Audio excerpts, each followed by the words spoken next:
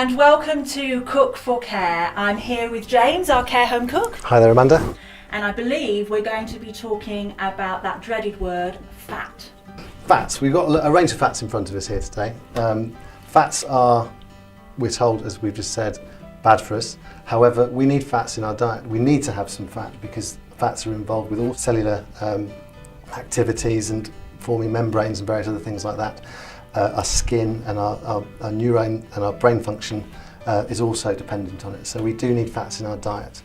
But the key is to get the right kinds of fats and the right kind of numbers of fats in the diet, okay, as well. Okay, so we've got a selection of different types of fats here. We do. Talk me through, what have we got? Over here we've just got some animal fat type things. So we've got a high fat content cream, so double cream here, and we've got butter here as well. So they're animal fats. In the middle here we've got oils. So this is just vegetable oil, which is sunflower oil from sunflower seeds.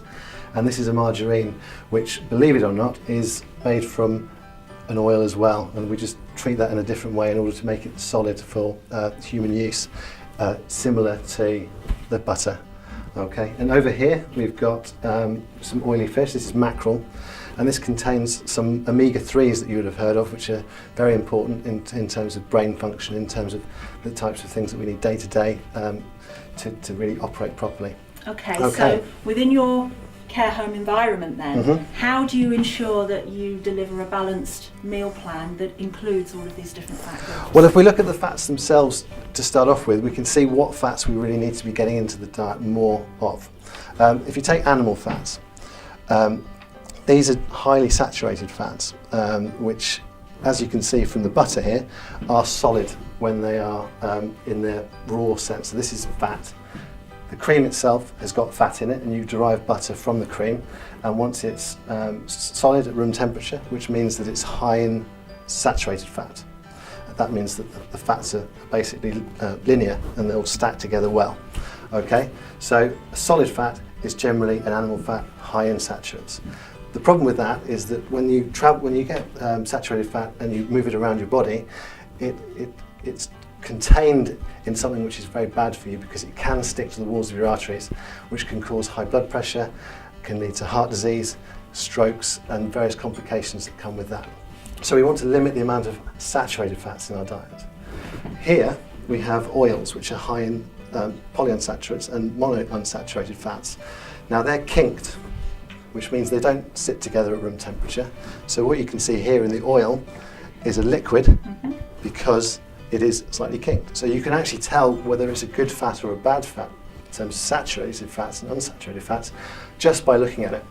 And if it's runny at room temperature, it's generally a good fat for you. Okay. Here we have margarine. Now that's when a company will take an oil, an unsaturated fat, and will treat it with hydrogen and with heat, and it will straighten the kink, and it will make it able to become a solid at room temperature, so you can use it for cake making and for various other things in the same way that you would make pastry or whatever with that, and that's why that's on the market. And it's spreadable. Okay. Okay. And last of all, we have. This is mackerel. You've got fats which are heavily linked with your brain function and with the onset of dementia and various other things as well. So if you need to have omega-3s, which come from oily fish. So your oily fish are things like mackerel, sardines, tuna, not canned tuna or tin tuna, but fresh tuna, because it gets lost. But the other oily fish you get in tins, that still has its omega-3s in.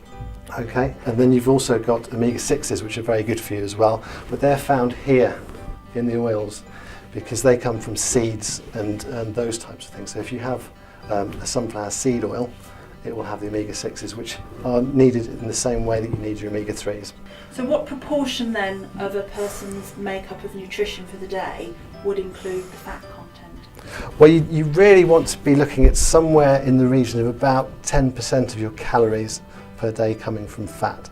And that, bearing in mind that per gram, fat has more calories in it, so it's got 9 calories per gram rather in a gram of fat, whereas carbohydrate has 3.